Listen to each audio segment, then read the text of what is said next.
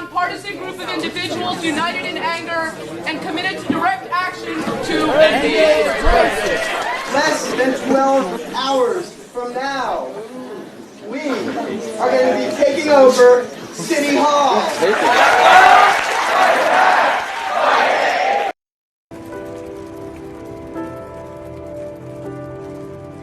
Everything I read said I had about 2 years to live, at most.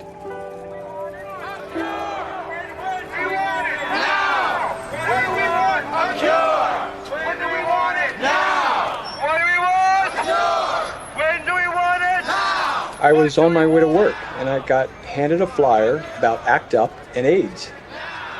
My mentor says, if you ask me, I think they all deserve to die because they took it up the butt.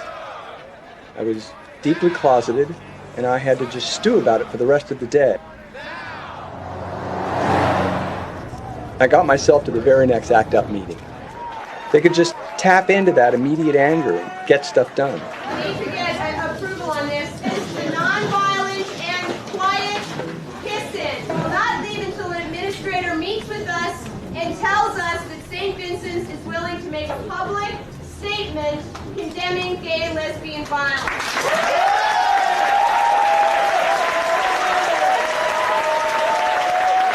All those in favor? All those opposed? They're coming! You see them right there! You've heard about ACT UP! You've seen our flyers! The kissing happens tonight! ACT UP! Fight back! Make love! ACT UP! Woo! Woo! I'm here with the camera. Are you the security guard that was beating people up here? I'm with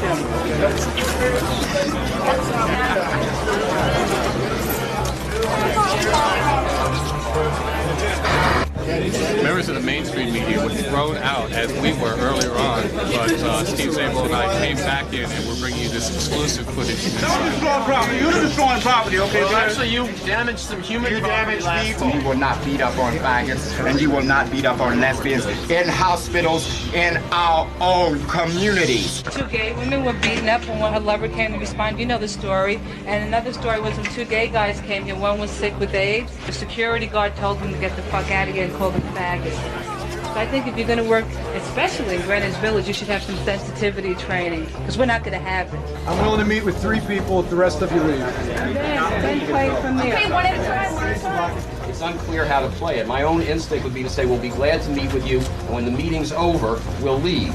Not to leave before the meeting takes place.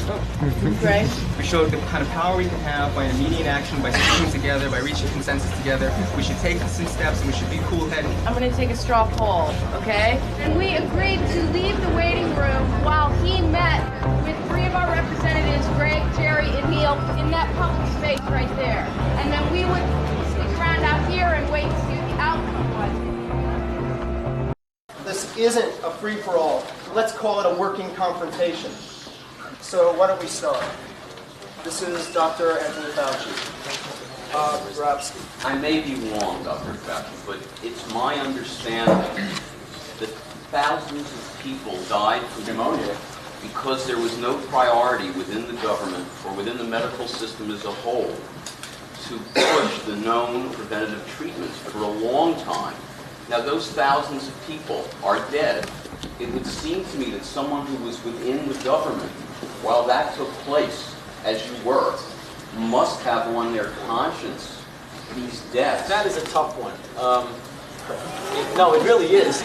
It's inexcusable that an academic priority should ever come before the health of the people that you're working with. There's no question about that. But the reality of the situation is there was a great reluctance among the community of everything from the scientists to the Congress saying that what we should be doing is not telling investigators what to do, but we should allow them to do what they feel is the most important. Now that sounds awful when you're putting it in the context of what we're talking about here, but the whole world isn't in this room.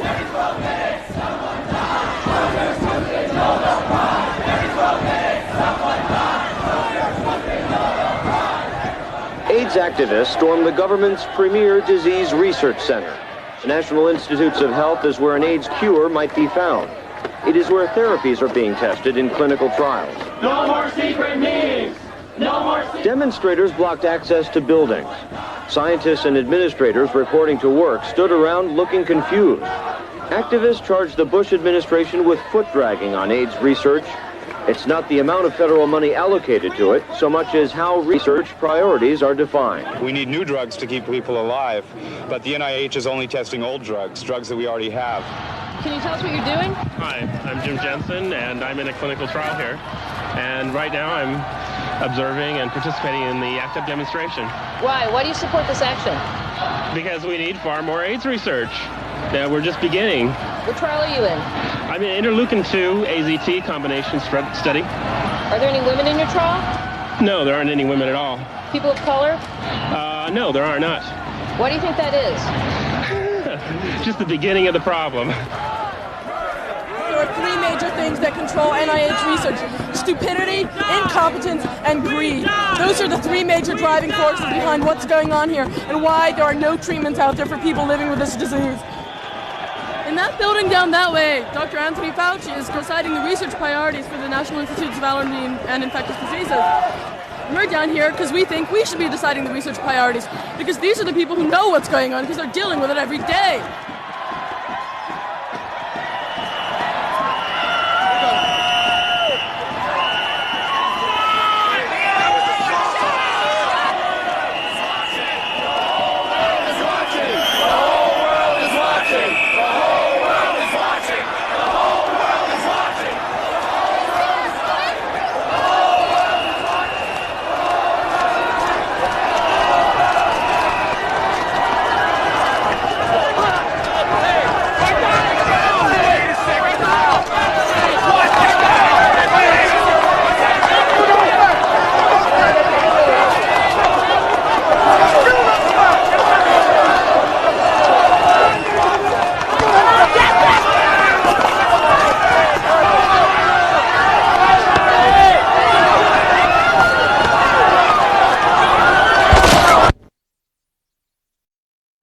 I think ACT UP's anger turned in after having been directed out so long. In its first few years, treatment and data pretty much got everything it wanted from the floor of ACT UP. But as treatment and data was becoming more and more technical, there were a lot of people in the general membership of ACT UP that saw that as an elite, and that maybe it would be better if that elite was pulled in a bit. There was a fear, I think, that we were getting too close to the people in power, that we would compromise our own principles. And the people who were more interested in the social issues became uncomfortable with that. I remember this very divisive moment where there was a proposal for a moratorium on meeting with drug companies, and someone for 6 months, and there was a huge and impassioned debate over it, and someone said, a woman who was not HIV positive said, well, it's not like it's for the rest of your life. And For a lot of people in the room, it was the rest of their life. There were inevitable splits in priorities. You know it quite well. I know. And it was completely left out of the NIH research agenda. No, I agree. I remember a lot of dirty tricks that happen and a lot of fear within the organization that the various factions had done this to each other. Mark Harrington, there's a video camera here now. Would you like to take an oath that you will not write nasty anonymous letters to people who... I've been getting some hate letters too, but those are unsigned. I don't ever. So you'll keep on writing nasty letters to people? There were a lot of charges in the midst of that, of sabotage and threats. Our last speaker is Larry Kramer. Why don't you answer the charges? Bill, you're going to have a chance to talk, all right? Everybody's going to have a chance to talk. Don't lecture me, you stupid, lazy, incompetent shithead! Bill, everybody got the flyer. There's going to be a question and answer period. You can't just lick his ass before he talks. Shut the fuck up and let him answer. Look, there are a lot of people in the audience who want to ask and talk about treatment, and I think it's important that we allow that to happen. Oh, now, we're going to dictate free speech now? You're the one who's interfering with speech right now. I don't have the GMAC or whatever AIDS pimp operation is paying you. You're making the same point George Bush... Plague! We are in the middle of a fucking plague! And you behave like this!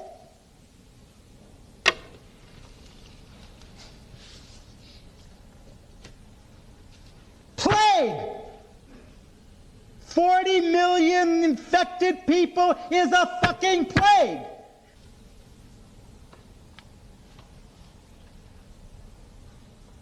We are in the worst shape we have ever been in. All those pills we're shoveling down our throats, forget it. ACT UP has been taken over by a lunatic fringe. They can't get together. Nobody agrees with anything. All we can do is field a couple of hundred people at a demonstration. That's not going to make anybody pay attention. Not until we get millions out there. We can't do that. All we do is pick at each other and yell at each other. And I say to you in year 10, the same thing I said to you in 1981 when there were 41 cases. Until we get our acts together, all of us, we are as good as dead. In the end, the treatment and data guys, Peter Durrance, Mark, and some others split off and formed their own separate organization. TAG was one of the little mercury balls that flew off the main body of ACT UP. A more sort of think tank type project came about. Steve H. My friends, David Evans, Nicholas Kaiser, George Marshall, and my beloved brother, Dennis J. Robert R. Hackett. Philip Gregory Ellison. Terry Ronan. Michael Bennett. Donald Red. Ron Field. Tina Chow. Perry Ellis.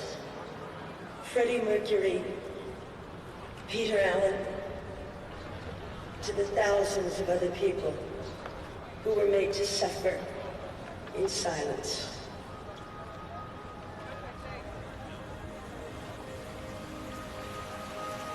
Join ACT UP for a political funeral. Meet at the steps of the Capitol at 1 p.m. Give a wake-up call to George Bush and Bill Clinton and Perot.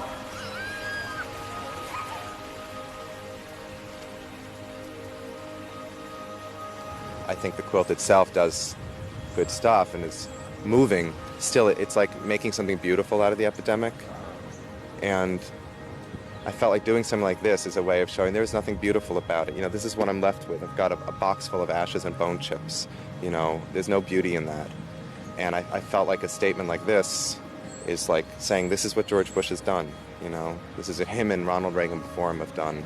These are our loved ones, and this is what they've been reduced to, and we're bringing them to the person who's responsible for their death.